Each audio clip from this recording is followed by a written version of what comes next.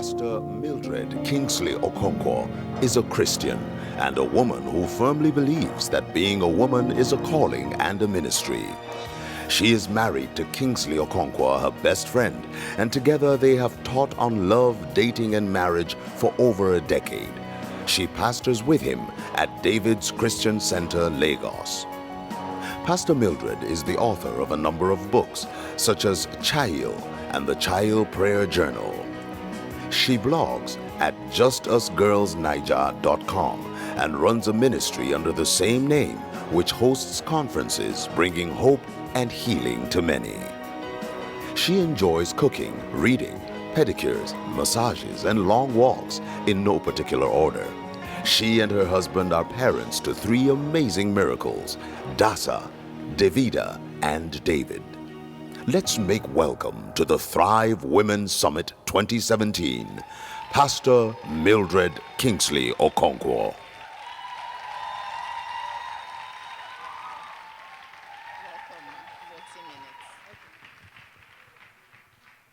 Hallelujah. Thank you so much. Please be seated. You all look so lovely. Thank you for coming out this morning. If he's not around, okay. I wanted to say that I don't know if to say, she's the example of the uncommon woman. She's daring, she's brave. I mean, this is her first time of putting this kind of meeting together, and she's done such an awesome job. Don't you agree? I think we should celebrate her.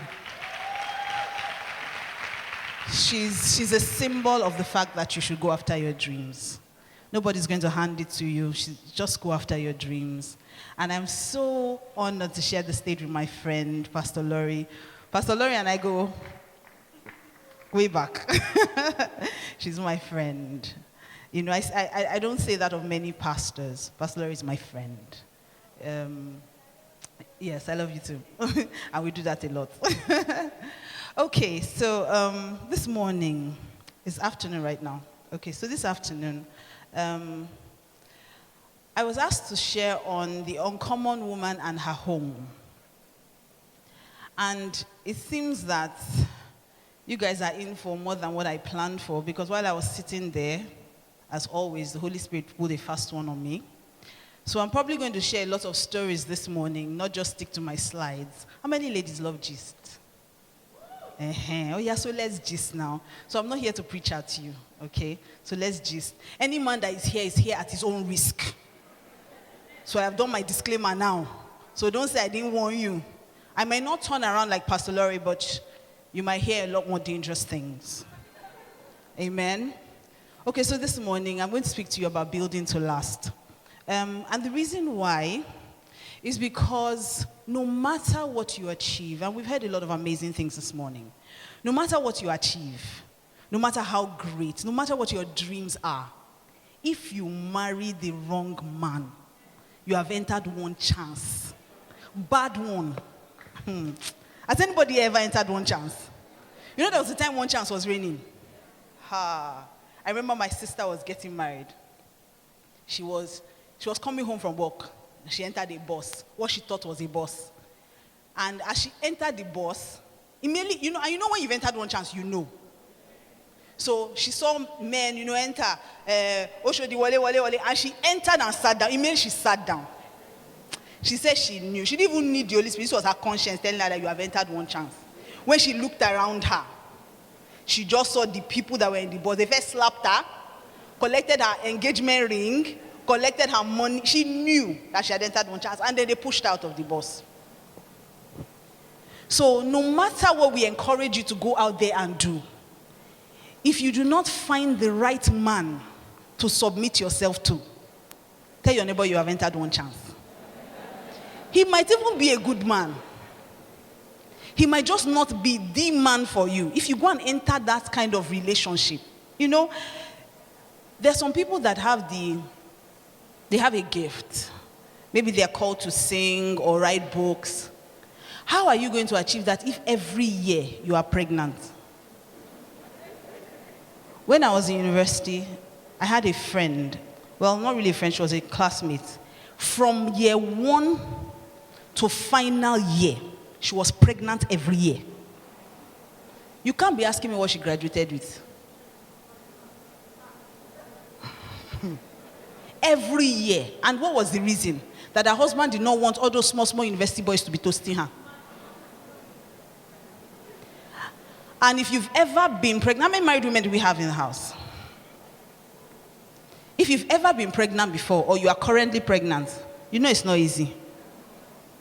Even if your own is supernatural childbirth, it's not easy. So imagine having to do that every year for 4 years plus strike. 6 years of every year pregnancy. That man did not intend, he did not set out to destroy her life.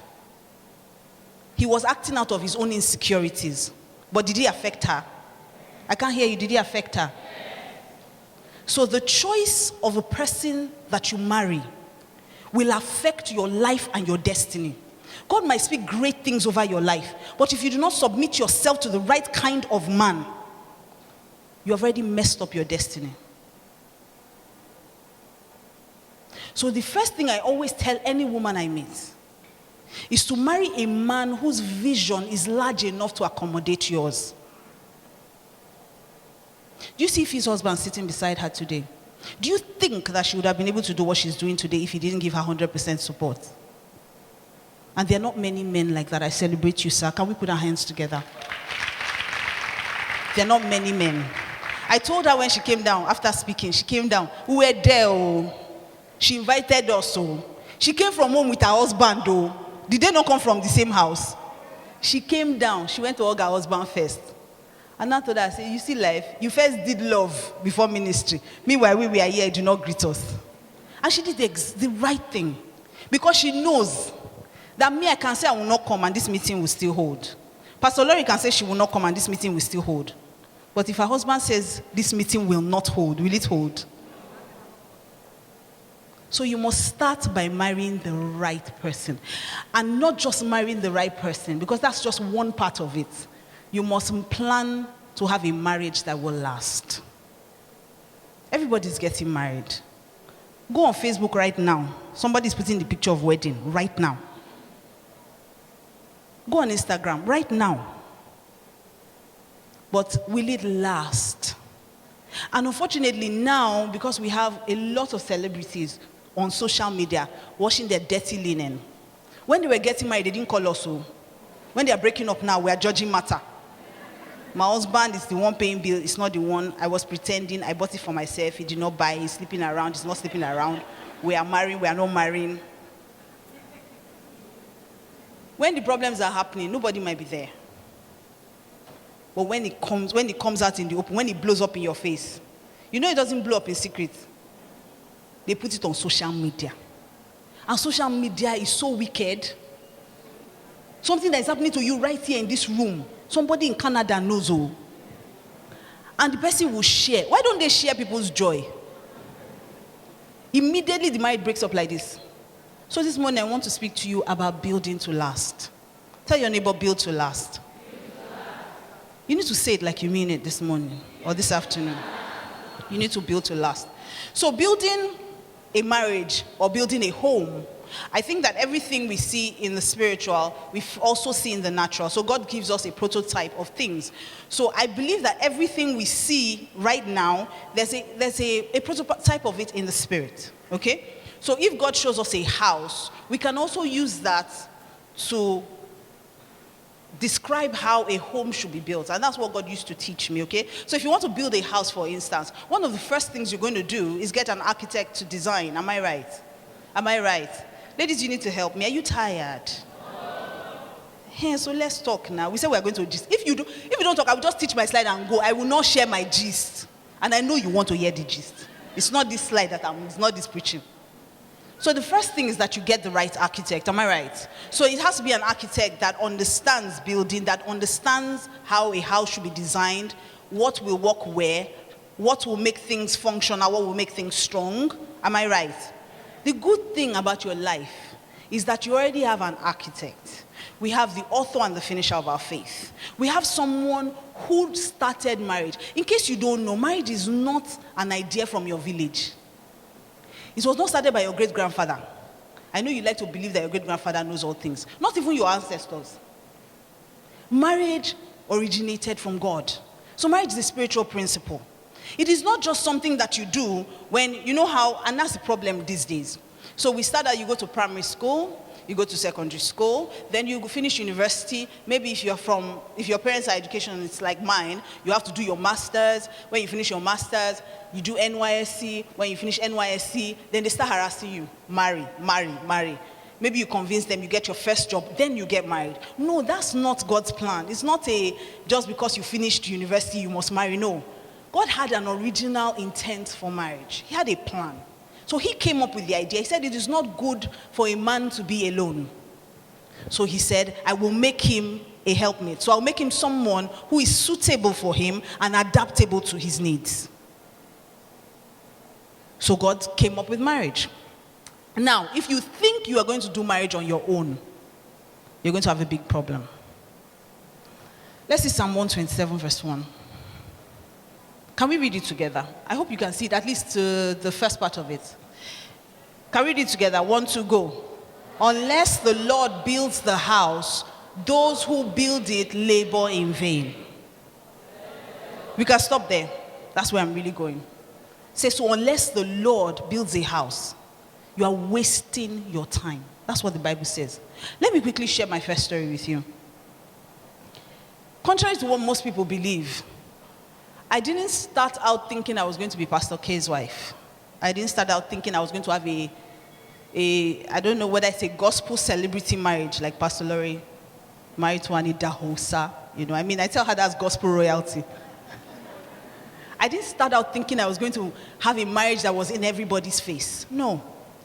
I started out the regular girl, shy, with self-esteem issues just like everyone else, quiet, gave my life to Christ early, was reading my books, minding my business.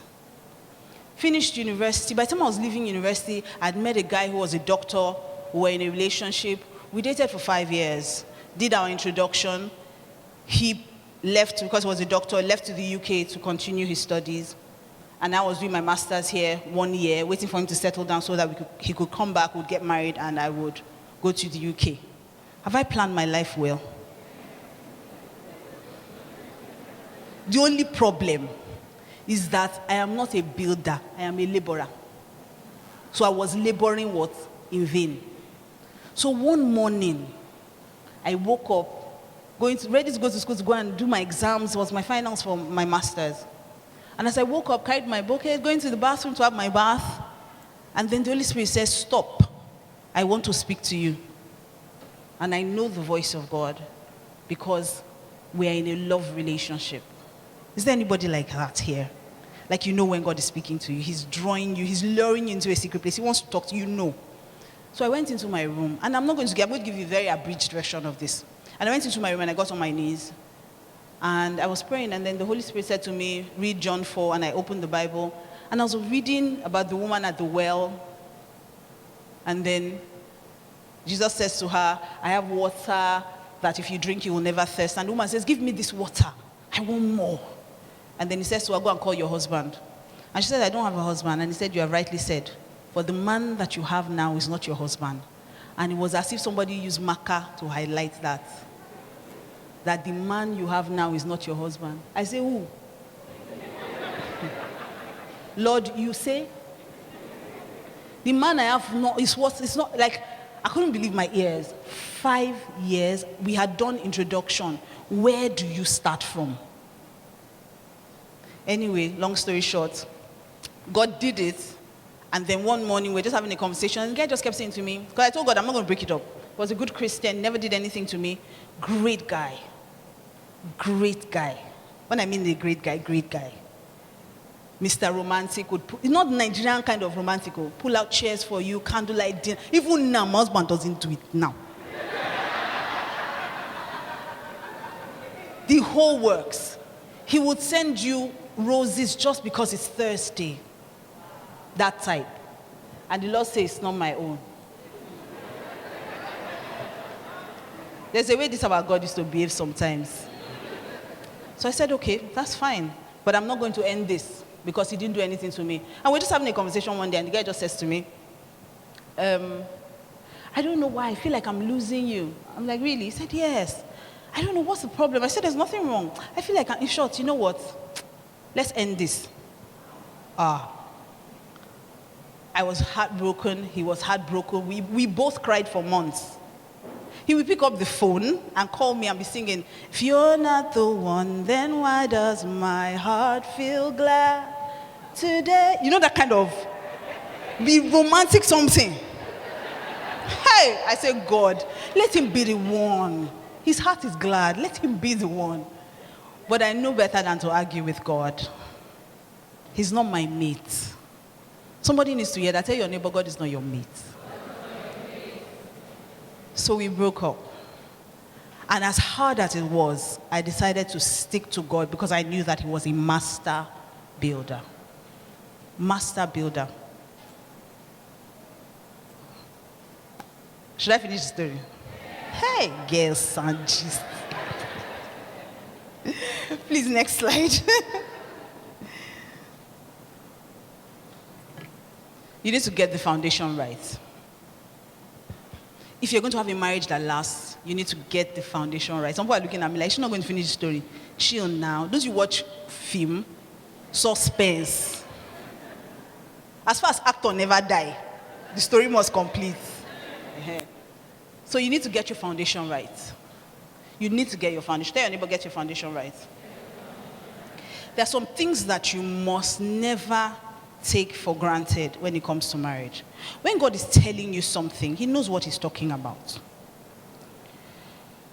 So, when God told me to end it, one of the things that you need to do when you're trying to get your foundation right is that you must not cut corners. If you're building a house and you cut corners with the foundation, one day that house will collapse. So I knew that I could not manage where I was. I could not manage this guy because if God is saying he's not the one, then I needed to pay attention. I needed to listen. So I started asking myself, what do I need to do? You see, as a single girl, one of the major things you must do is always wear running shoes. Tell your neighbor, always wear running shoes. I will explain. Always be ready to run. If every time you are with him, he's trying to unclasp your bra,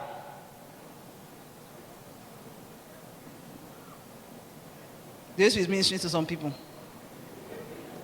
Run. If every time you are with him, his wallet is far. My wallet, I can't really reach my wallet. Would you just pay the conductor this time? What do? Run.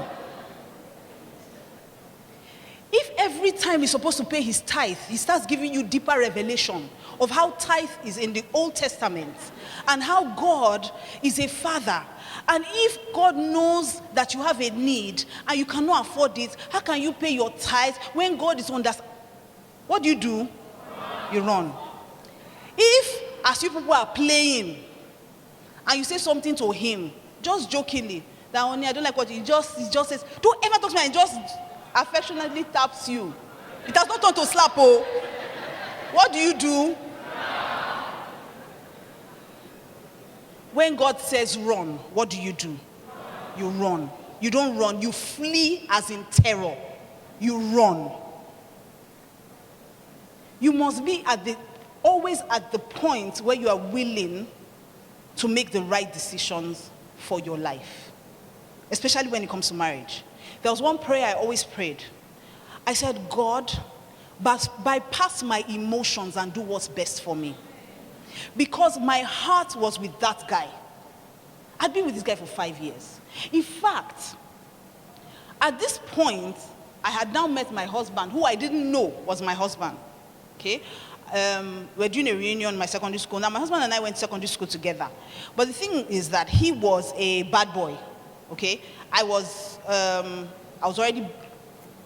born again from secondary school. He was not. He was a bad boy, smoking in there. He was the leader of all the bad boys. So he was the kind of person that I'm describing to you now, that when you see him come, you do what? You run. So that he will not mistakenly go and like you.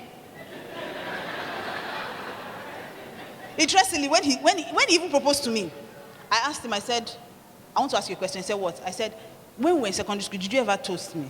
He said, no, why? I said, we want to know whether I offended you then and you just want to deal with me now. You must be willing to make the right decisions for yourself. I had to decide for myself that no, I'm not going to make shortcuts. If God says run, run. So I'd met my husband at the time, but he was my friend, he was my guy.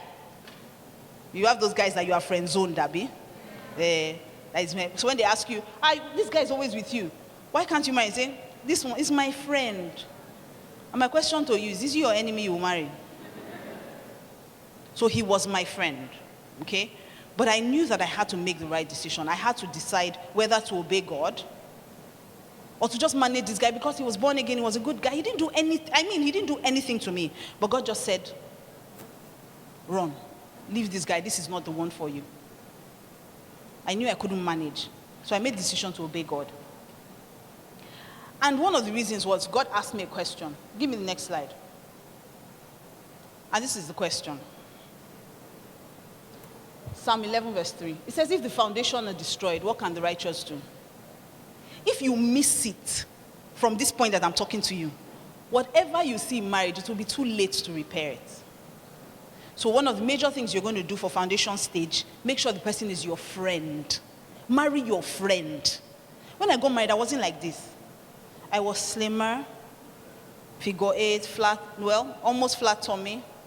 Even though my husband says my tummy was flat at the time, me, I thought it was not. I wasn't like this. Your body will change. You will not always have the 24/7, you will not you won't be walking around having the hots for each other 24 hours a day. You will go to work. I'm sorry to bust your bubble, but I know that you think that's going to happen. No. There's real life when you get into marriage. So the person has got to be your friend. Because if sex fades, if your looks fade, what do you have? My husband and I can gist from today till next year. If he's here, there's nothing but we will permit the use of the word. We will gossip everybody with our eyes. You will pass. I've given him sign, he has downloaded the gist. And I'll now maybe I'll lean towards him and I'll do like this. He will now say, don't forget the gist when we get home. I'll now say, don't worry, I won't forget. Say, no, give me hints. Give me hints. Say blue shirt. I will say blue shirt. He say hair. So when I get home, he will say, what were you going to tell me about blue shirt? It's my friend, my pally. Do you understand? I would go to his house those days. They have food, they have money. He would say, you go drink, I say before. He said, you say, you know even how they pose for person. As in, that's how much of a friend he was to me. And he was the one person I was talking to at the time. So I was telling him then that God said I should leave this guy. He said, and you are crying. He said, if God said you should leave him, then there's somebody better now. He didn't even think he was the one. I didn't think he was the one. He didn't even occur to either of us. But because he's my friend today, the foundation is solid. Next slide. At that foundation stage also, there's something very important. You need to correct your mindset. And if this is the only thing I say to you today that you get, then my work here is done. Now listen to me. I will say this only once. Who used to work? You're probably too young. But there was one show that they used to do then called Hello, Hello. Who can remember? And then the lady would say, listen very carefully, for I shall say this only once. And that's what I'm about to say to you now. Marriage is not a reward. It is an assignment. I know some DCC folks or people who read my blog finish that statement for me. Marriage is not a reward. It is an assignment. Sweetheart, you're going to have to help me with time because there's no clock or anything telling me time. Unfortunately, we are built to think as women that it's a reward. So as you're getting older, you almost feel pressured. You almost feel like there's something wrong with you if you are not getting married at the time you should. So you notice why I think most women think it's a reward is that on that day when you come, everybody's there for you. When you're coming in, you wear a white dress like a princess, you have your tiara or whatever, and as you're coming in, everyone rises, and they're singing, here comes the bride. Then you have a train, you have bridesmaids, even though those ones don't know their work ever. They're always taking selfies and doing makeup more than the bride. I don't get it. But let's just put it out there. So everyone stands up for you and you guys come in and everything special is your day. And as you're coming in, special dance for the bride, bride and her dad dance, bride and her friends, bride and bride, everything is bride. So you think, unfortunately, that when you get home, in the marriage, that is going to be about you. Sorry, honey, it is not. Marriage is not a reward and will never be. Marriage, you're not married because you are more special than the single girl out there. No. Oh my God, I wish it was true. No. Marriage is work.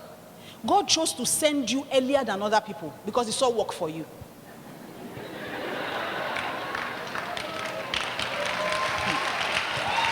When I see the way girls dance on their wedding day, I know that they think they have won a lottery. So they are dancing and their friends are saying, hey, go down, hey. And everybody's in shocky with you and you are feeling cool. When you now finish dancing, they will go to their house. Then you and your husband will go to work the next morning. And you will come back late through the same traffic. He probably will get home before you. Then he will sit in front of the TV. The guy who has been taking you out since, cross his legs, and then you will come in, exhausted, ready to drop your bag. And then he says, honey, no food. And face the TV again. Marriage is not a reward. It is work. God had work for you to do. He said it is not good for man to be alone. I will make him a helpmate. So I'm doing very badly with my time, so I have to move faster, okay? So the next thing is that you need to follow the plan, okay? It has to be precept upon precept, line upon line. Here a little, there a little. There's no shortcut. You must follow the plan. What does that mean? There's a plan, a manual. God's word is the plan. It shows you exactly how marriage should be run, okay? So when I was getting married, I asked God, I don't have time for a long story. I don't have energy. I know how to obey, but I like short and simple instructions. So just tell me what to do, I'll do it. So I asked God, what do I need to do? This one, I'm getting married. So how did I get to the point where I was getting married? my husband and I were friends, like I said. We just became friends. We're just always gisting, calling each other. Nothing major, nothing at all. I didn't see him like that at all. This someone that will be gisting will push my head. You want to marry somebody that push your head, doesn't want to push that chairs for you. So I didn't even see him that way. So one day, I couldn't go to my church. Then I used to go to this present house. I couldn't go to my church. So I decided to visit his church that Sunday. So I got to his church, and then after service, he said, he had a meeting. But what he would do is that he would drop me in his house, then he would go for the meeting, then come back after the meeting, get me and take me home. Okay? So I said, okay, that's fine. So I sat in the house, and while I was in the house, then the Holy Spirit says to me, I was just worshiping God. And then the Holy Spirit said to me, have you ever really read about David and how he was picked? And I said, that's true. The name of their church is even David's Christian Center. So let me even read about this David matter. So I sat and I was reading the Bible about how Samuel came and, brought out the 7 sons. And then he said, don't you have another one? And then Jesse says, I have yet one.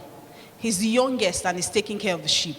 And then God said to Samuel, arise, anoint him, for he's the one. And that same thing happened to me again. As if somebody just used marker and marked it. I said, arise and anoint who? Why? And he said, look at it closely. I looked at it. It says youngest and he's taking care of the sheep. I said, I don't understand. Because I told God, I said, the same way you told me is not the one. It's the same way you will use your hand and tell me who is the one. Because I don't have time to waste. In fact, when I told my mother I was breaking up, she said, I don't understand. Do you know your age? She was really worried. Is this the age they break up with me? You don't do that. My father said, I don't understand. Is there a problem? Because I know they are not following you from the village, so there has to be some other problem. They were really concerned. And so, I looked at that scripture again, and then the Holy Spirit said to me, listen. So I looked closer, and he said to me, what is the position of your husband in his family? Or rather, what's your position of Kingsley in his family? And I said, he's the youngest. He said, what do pastors do? They take care of the sheep. He said, arise, anoint him for his wife. I said, anoint what? Kingsley. I beg. Which kind of rough play is that? My sister, rough play, I don't burn through, I did here.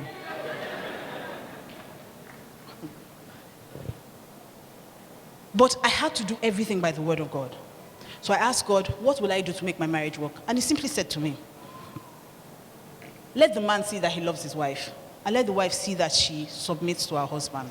Let her see that she respects her husband. He said the greatest need of any man is not love, it is respect. Once your husband feels respected, and you are not the one that determines what respect is. It is your husband. If a man doesn't feel respected, he's not respected. So you might be doing everything you think you're doing. He's the only one that can tell you if you're respecting him. So he was my classmate in secondary school. I got born again before him. I knew he was my husband before he knew I was his wife. Did I propose to him? No. Takes me to my next point. Okay, no. I'm skipping one point there. Okay, my next point actually was the next one. Can you give me the next one? Stick to the blueprint. There's an original plan that God has. There's one that has been working over time. If you check the Bible, there is nowhere. I know people say that Ruth went and laid down at his feet at Naomi's suggestion. That's not proposal, though. That's not proposal. Being available is different from proposing to a man. You know, some women are single, but they don't show that they are single. You need to show a man that there's room for him in your life. That's sermon for another day. I'm not going to teach you that one. But when you look through the Bible, there's nowhere that it makes it all right for you to go and propose to a man. Once you propose to a man, you've put yourself in a position for him to demand anything of you. So if you want to toast him, and he says, I like you, but on one condition, you must sleep with me first. Do you have the right to say no? You can't. Are you serious at all? You are begging for something. Does a beggar have choice? So you can't put yourself in such dangerous situations. Okay? So you must follow the blueprints. There are certain things that have been laid down. Give me the next scripture.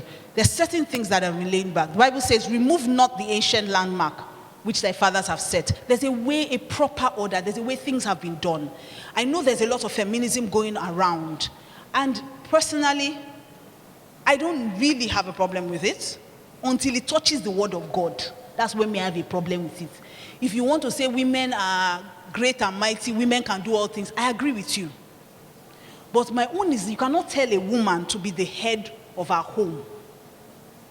That's not the natural order. There's nothing wrong with what God has stipulated.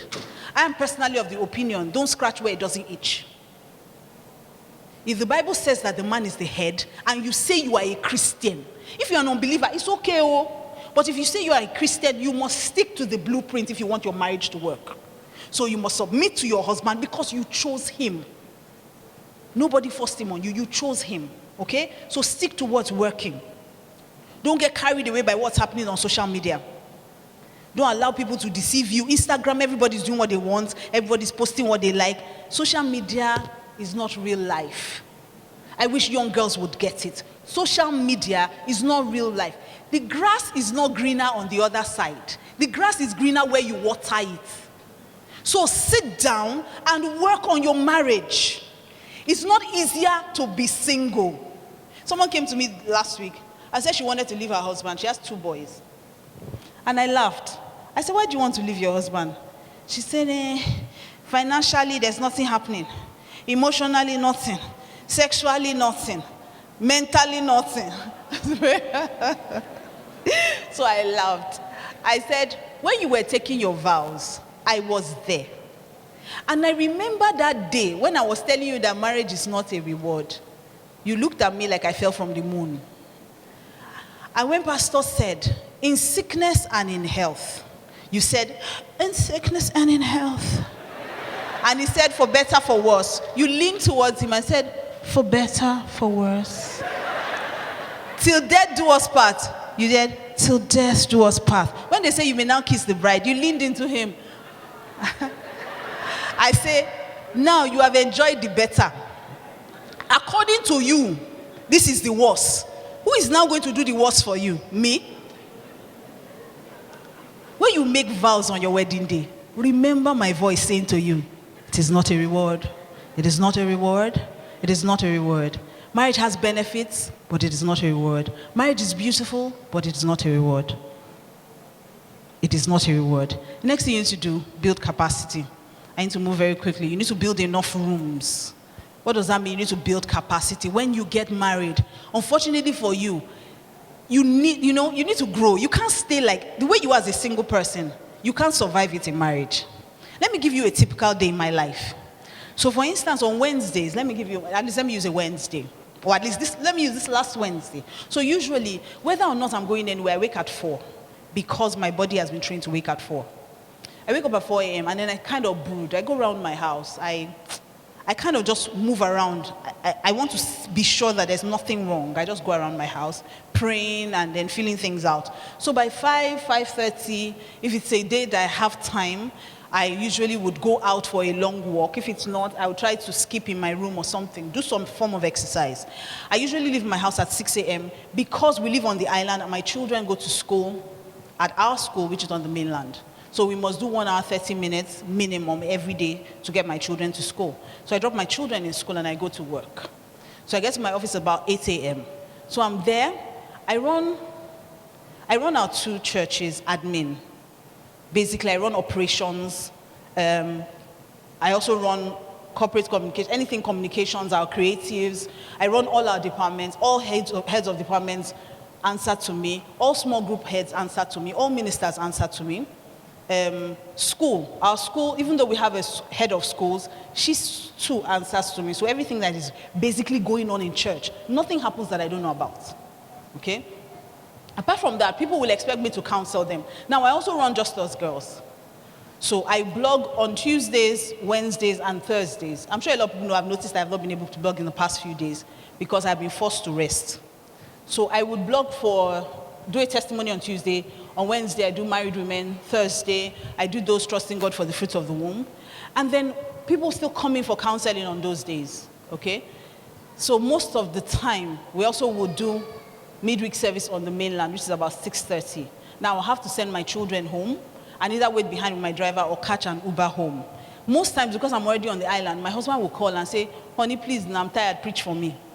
So I'll probably preach service. So I will preach the service and probably end at about 9, wait out traffic, so maybe about 9:30. I leave that place, get home at about 11.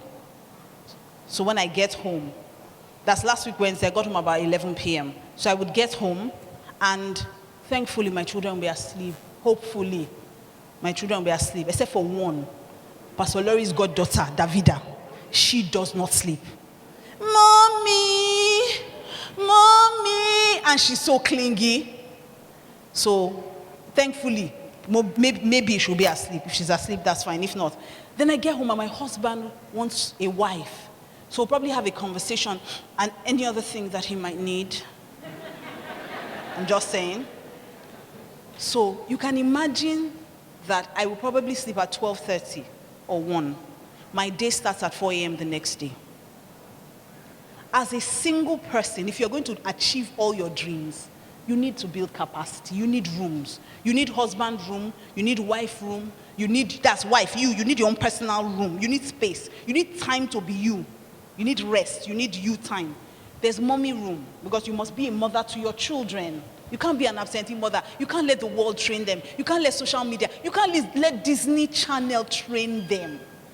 That's a whole different message. And then you will work. So you need work room. Won't you make money? You will work. And possibly, if you're like me, your salary won't be enough for you, so you will do other businesses. Then you will do ministry. You will serve in your church. Won't you serve God before? Is it work you came to serve? You need capacity. You must build rooms. Give me the next slide. You must build rooms. Isaiah 54:2 says, enlarge the place of thy tent, and let them stretch forth the curtains of thine habitation. Spare not, lengthen thy cords, strengthen thy stakes. It's talking about capacity. Why? Because you will surely break forth on the right hand and on the left. There's no way that you will get married under God, have the grace of God, and the grace that Pastor Laurie preached about this morning, and your life will remain the same. It's not possible. So what God is saying is you must build capacity. No one must suffer. You must have a great relationship with your husband. That's how to be an uncommon woman. You must have your home tied down. Your work, you must be productive. Ministry, you must be productive. Nobody came here just to make money and die. You must leave a legacy here. That's God's plan. You must leave a legacy here. Next slide, please. Next thing is to beautify. How do you beautify a building? You paint it, okay? How do you do that? With love and prayer. Prayer is something you can't play with in your home. You must pray for your children. Pray for your husband. Hey, some of the things, recently I released a prayer book, and that's because the married women in my church kept asking me, how do you pray for Pastor? How do you pray? Some of the things I pray for my husband, today I'm seeing the results. Something happened to me this morning. I probably will have to end with that. I see I don't have time. Something happened to me this morning. I told you earlier that I used to attend this present house, right? Did you hear me when I said that? Okay. So I was a regular person. I wasn't even close to the pastorate. I was just a worker in church, but I was committed. I was in children's church, and they knew one thing. My head of school, my principal of children's church, they used to say, even if you don't see anybody in church, you will see Mildred. I was always there. Not just because I loved God and I loved my children, and I understood that I was God's nanny. I knew that I was sent there to make sure that these children not just give their parents time to learn in church, but that they also learn and know God. So I would be there, only me sometimes, with 30 children, all 3 to 5 year olds. Some I would tie them to their seats with their belts so that they will not kill me for my mother. Some I will run after. There's one boy I used to hold, I would not pin the boy down when I'm teaching because he's so restless. So I was not known. When I say I was not known in TPH. I was only known by my teachers. I would do my work, I would be there first thing. Some days, some months I would not enter church at all. God knew I was faithful. I was faithful to his work, but I was not known. I was a nobody in TPH. When I got married, I started praying for my husband that he would emerge as the boss that he is. He will be influential. He will be known in this city. He will be known among the people that make policies in this land. He will be known when they are calling top 5 pastors. My husband's name must enter. I kept praying that as far as he's doing this work, he will be known, he will be influential, he will be great. I started praying for him. And I started praying one thing. I said, his youth will be renewed. One single white hair will not be on his head. A lot of people think my husband dyes his hair. He doesn't have one single white hair. Meanwhile, if I should remove this wig for you, you will know that they are not praying the same prayer for me. But it's well. I'm not offended. It's well. So I've been praying that prayer for years. And then when we went on TV, my husband wanted to go on TV. He had been wanting to go on TV for years. And that's why I love what Iphie said. She said, it's not just favor with God and favor with man, but his influence. Your husband, there must be something different about him when you enter his life. A virtuous woman is a crown. A Kayil woman is a crown to her husband. Once you enter into his life, he becomes a king. His kingship must appear. So when I came on board, my husband was trying to write books, he was trying to go on TV. He was a pastor who had been doing many things for many years. He had been teaching relationship for years. Nobody knew him. And he had been doing it consistently. When I got on board, I asked him, I was working in TV before. Before I got full-time into ministry and all that. So I still had friends in media. So when I got, I just asked them, what do you want to do? He said he wants to go on TV. I asked for slots, which station. Incidentally, one of my very good friends was in charge of that slot. We got the slot and everything. So my husband went on TV and people started knowing him. But I still wasn't satisfied.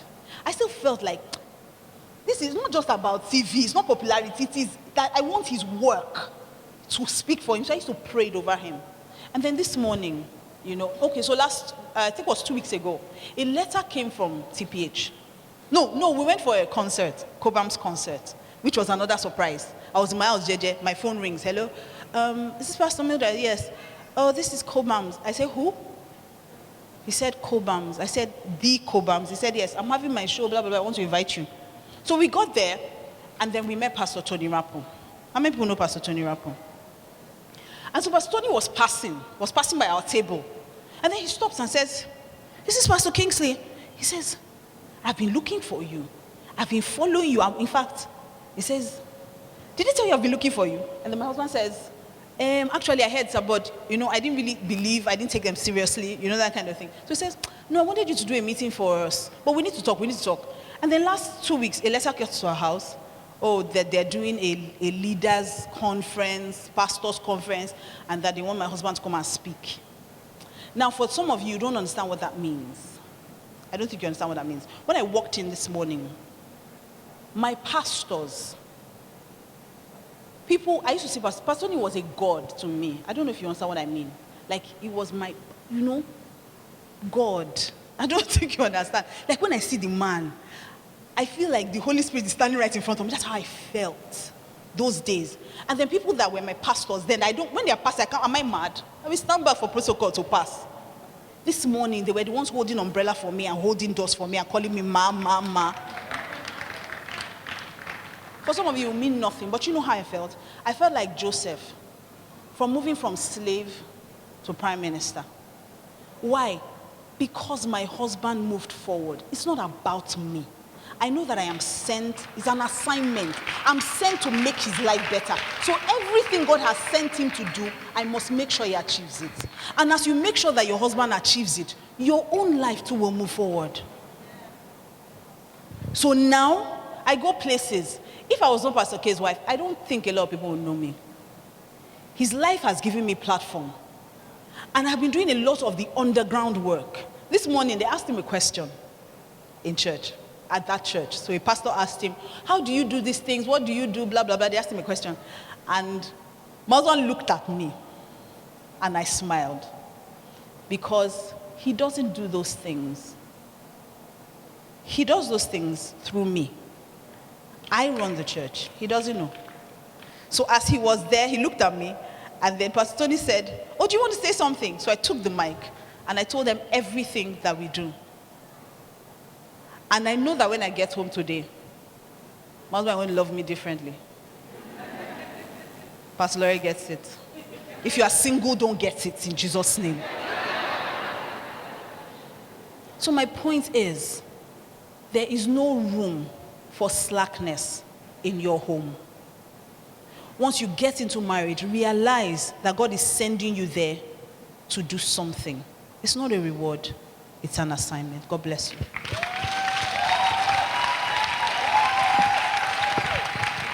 A big round of applause for Pastor Mildred.